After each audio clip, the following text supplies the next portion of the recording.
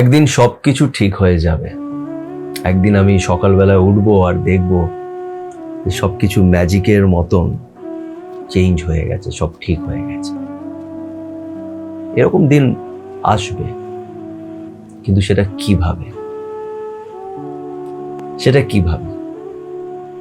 তুমি যখনই একটা জিনিসকে ফিক্স করো আরেকটা জিনিস প্রবলেম হয়ে যায়, এটাকে ঠিক করো ওটা গড়বড় হয়ে যায়। তোমার কাছে এখন ভাবছো ভালো ক্যারিয়ার আছে কিন্তু ভালো ফ্যামিলি নেই, ফ্যামিলি আছে তো মেবি হয়তো অন্য কোনো স্ট্রেস তোমার লাইফে আছে। তুমি হয়তো চেষ্টা করছো নিজের রিলেশনশিপটাকে ভালো করার, তো অন্যদিকে গন্ডগোল হয়ে যাচ্ছে। একটা ঠিক করলেই আরেকটা প্রবলেম, এটা ঠিক করলেই আরেকটা প্রবলেম। এই জিনিসগুলো চলতেই থাকে। তাহলে সেই ভালো সময়টা আসবে কি করে? লাইফে তাহলে ম্যাজিকটা হবে কি করে? ওই সকালটা কবে হবে যখন সব কিছু ঠিক হয়ে যাবে? সেই সকালটা একদিন আসবে, কিন্তু তার আগে তোমাকে এখান থেকে ঠিক করতে হবে। সেই সকালটা এখানে আসবে। এখানে তোমার আশেপাশে যে যেমন আছে তেমনই থাকবে, কেউ হয়তো চেঞ্জ হবে না। তাহলে কাকে চেঞ্জ হতে হবে? তোমাকে। কেন?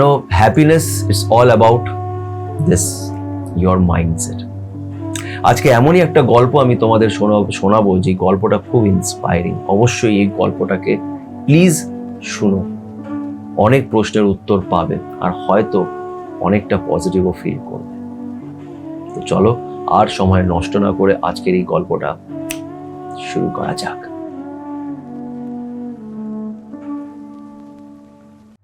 So long there is life, there will be struggle. এই একটা কথা বুঝতে অনেক সময় লেগে গেছে, বাট এটা রিয়ালিটি যে লাইফ আছে মানে স্ট্রাগল আছে, চ্যালেঞ্জ আছে।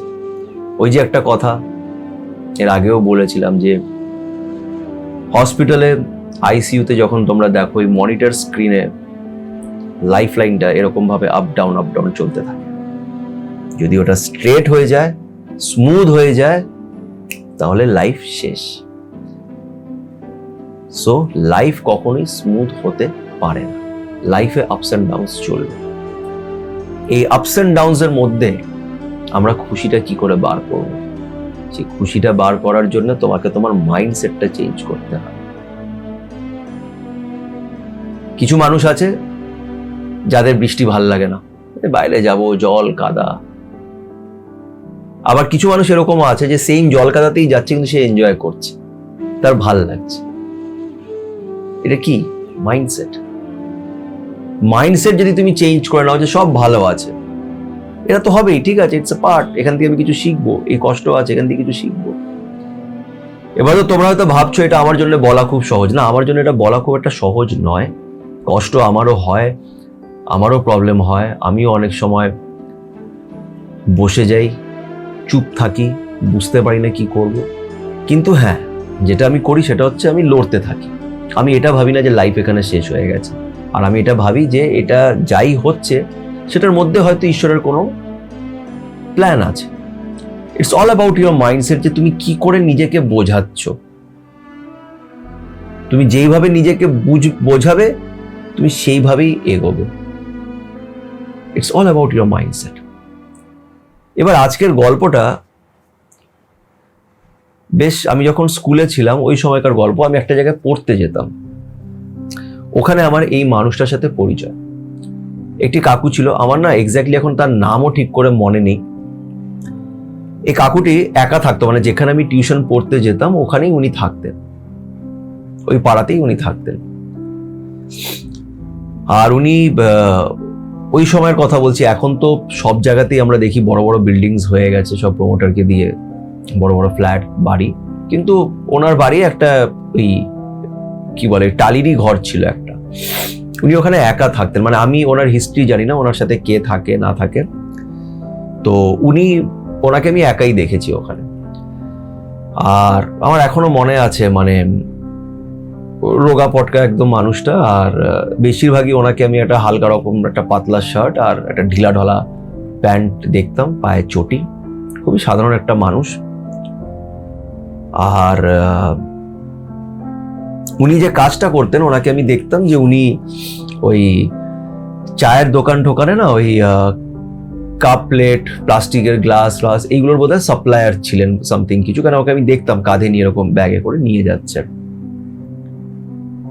তো ওনাকে আমরা ওই টিউশনের পরই ওখানে পাশে একটা জায়গায় বসে আড্ডা ফাড্ডাও দিতাম বন্ধুরা।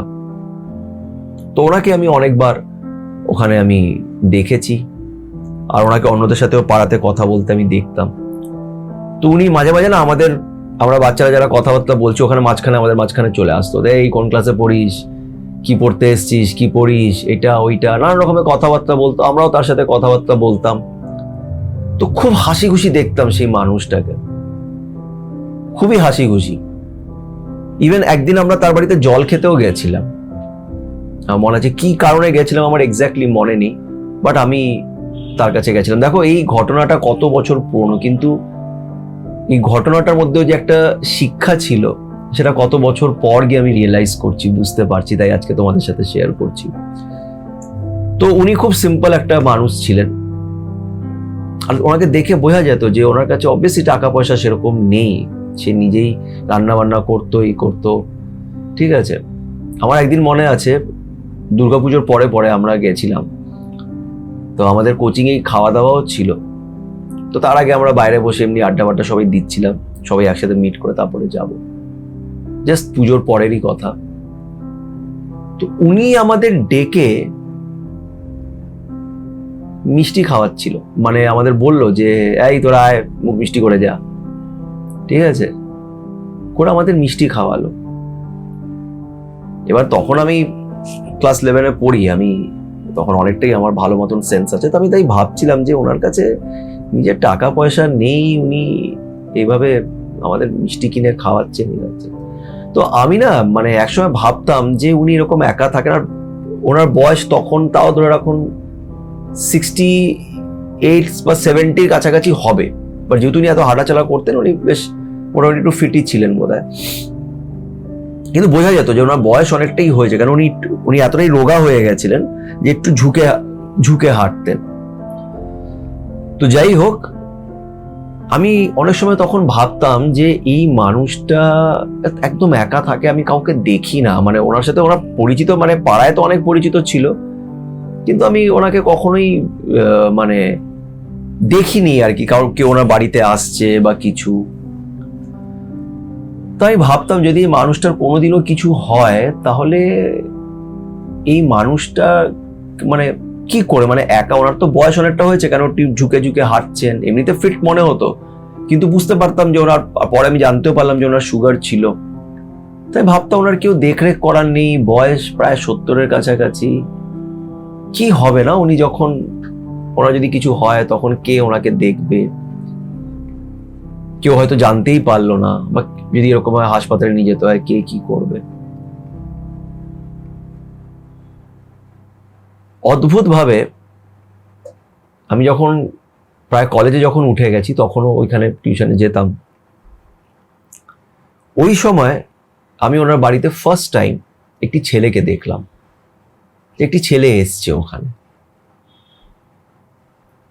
তা আমি তাকে আর জিজ্ঞেস করব বা এই বেশ অনেকদিন ধরেই উনি খুব একটা বাড়ির থেকে বেরোচ্ছে, এমনি তো শরীরটা হয়তো খারাপ হয়েছে বা কিছু, তাও 1-2 বার দেখেছিলাম বাইরে দাঁড়িয়ে জল খাচ্ছিল, স্মাইল করলো, হাসলো, সবসময় হাসি খুশি থাকে, তো সবসময় একটা স্মাইল তার মুখে থাকতো।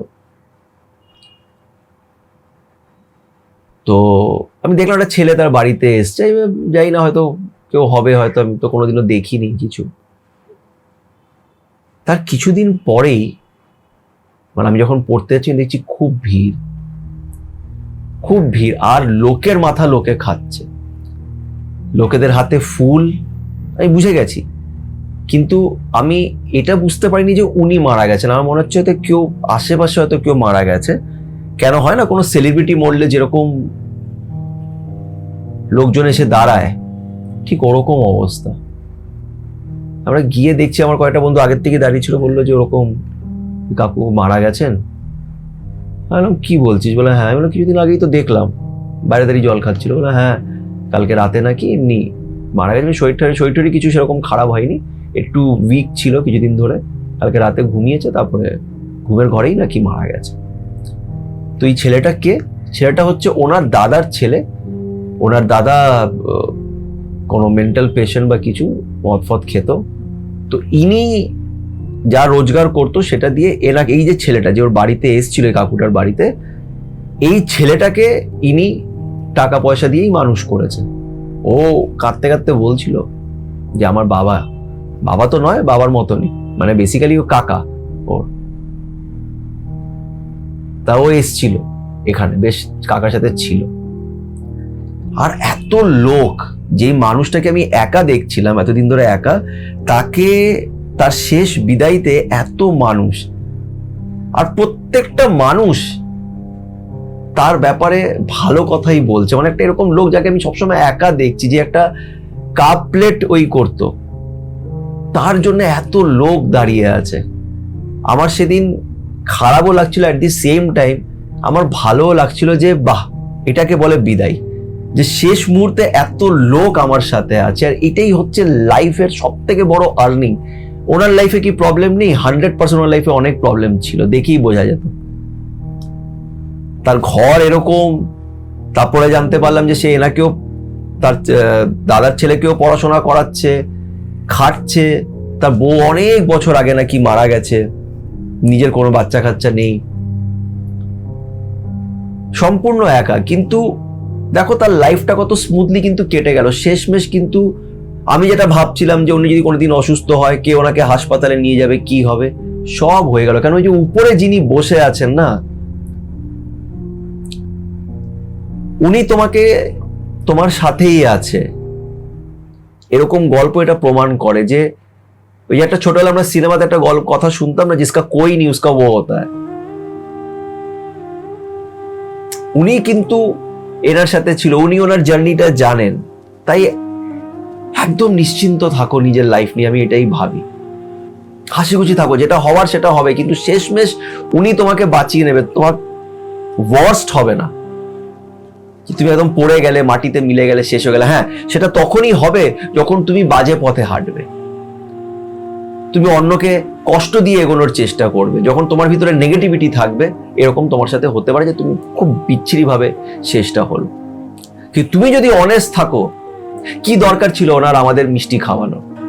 আজকাল একটা মানুষ একটা মানুষের জন্য 1 টাকাও খরচা করে না প্রয়োজন না থাকলে। ভালোবেসেও কতজন খাওয়ায়, আর পকেটে টাকা না থাকলে তো ভালোবাসা থাকেই না। ওনার এই গল্পটা মনে করলে না আমি বুঝতে পারি যে ওই যে উপরে যিনি বসে আছেন, উনি ছাড়া আমাদের আর অ্যাকচুয়ালি কেউ নেই যে আমাদের বোঝে। ওনার সাথে আমাদের সবার একটা পার্সোনাল একটা কানেকশন চলছে। উনি আছেন, তুমি ঠিক পথে চলো, কখনই সবকিছু শেষ হয়ে যাবে না। আর শেষেরটা চিন্তা করো যে শেষটা কিভাবে হবে, ভবিষ্যতে কি হবে, কিভাবে এটা হবে, ওটা কিভাবে হবে, হয়ে যাবে। যেটাই হবে সেটা হয়তো ভালোর জন্য হবে, এটাই আমি নিজেকে বোঝাই। এই গল্পগুলো এত পুরনো গল্প, কিন্তু এখন মনে পড়ে কেন কি এখন আমি শিখছি।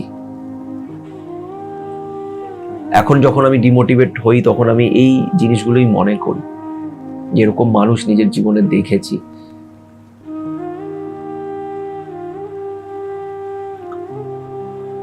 উনি তো ভগবান, মানে উনি তো ওই ছেলেটার জন্য ভগবান, তার দাদার ছেলের জন্য ভগবান। ভগবান কি করে, মানে ভগবান তো এইভাবেই ভগবানের ওই হওয়া উচিত। এত মানুষ তাকে বিদায় দিতে এসছে হাতে ফুল নিয়ে।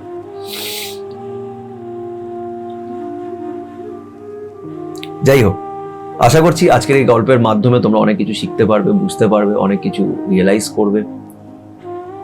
গল্পটা শুনে তোমাদের মুখে একটু স্মাইল আসবে, একটু হয়তো তোমরা পজিটিভ হবে। আর যদি পজিটিভ হয়ে থাকো তাহলে অবশ্যই ভিডিওটি লাইক করো, কমেন্ট করে নিজের মতামতটা রেখো, আর পজিটিভ থেকো, তার উপরে বিশ্বাস রেখো এবং ভালো থেকো।